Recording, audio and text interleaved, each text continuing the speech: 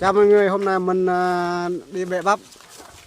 Hôm nay nghe rất là âm u luôn. Bẹ bắp rất là nhanh luôn này. Bây giờ mấy chú bò chưa biết nó nằm ở trong cái bắp á.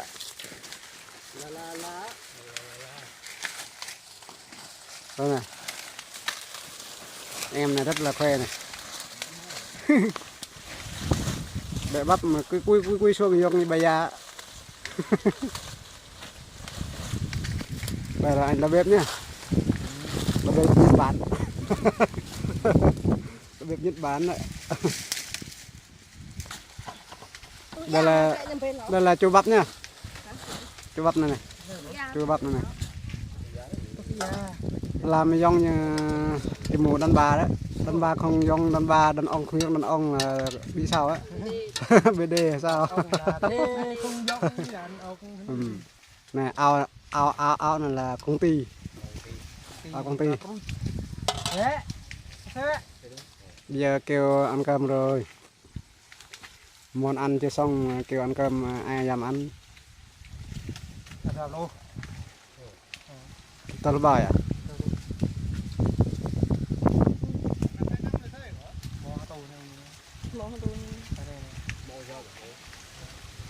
Thế nó ăn thế mà món gì đây chú? Món thịt heo à? Ôi trời, ngon quá. Ngon quá là ngon luôn.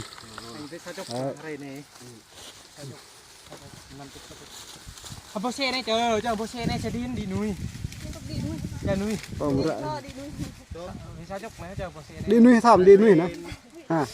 Xe đi nó 20 bao ăn cỏ, chờ 40 bao rồi, chờ 60 một tí rút kín à. Mình sẽ hao cái lên.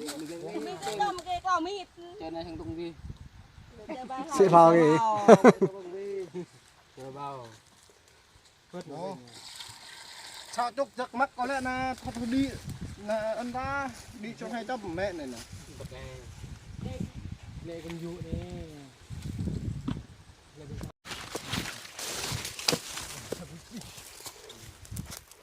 uống nước ngọt cho khỏe người. Khỏe cái là không ngại YouTube đứng tạt. Tặng em một bó bông hoa rất là đẹp, toàn là lá không.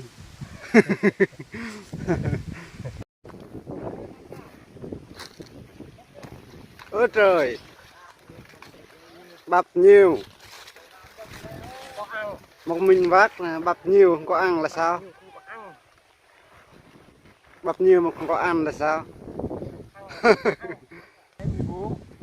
14 bào hả?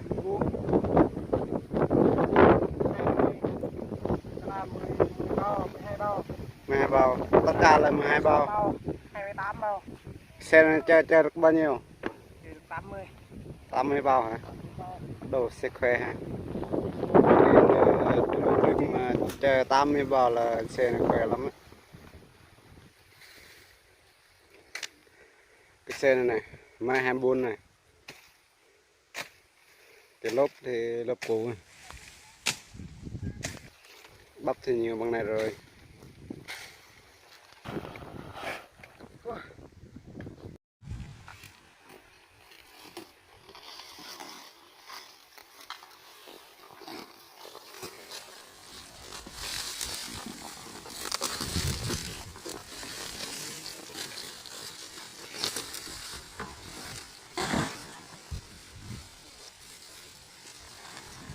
Khỏe.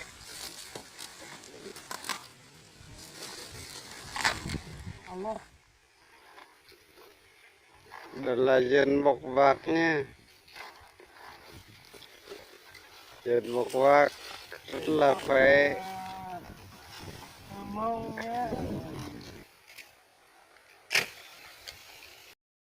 What?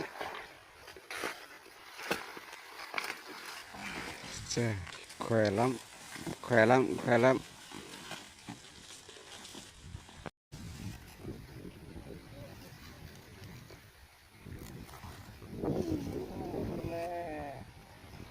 Bữa giờ quế rồi.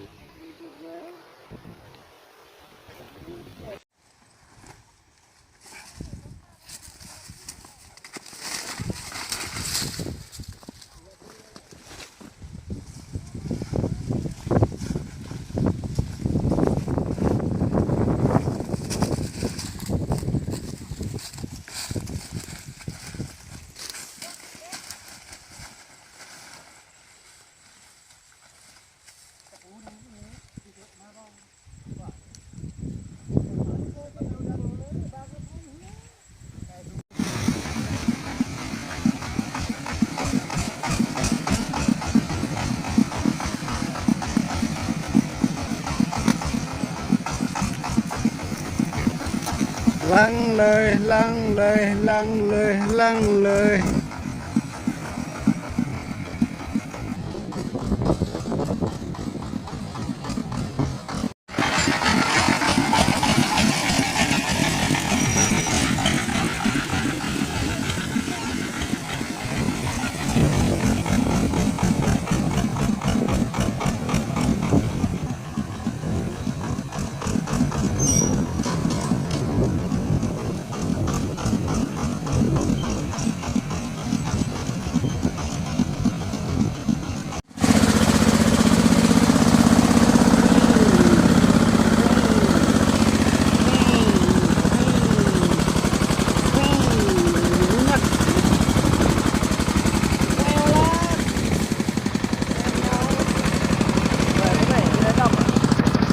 đi hả?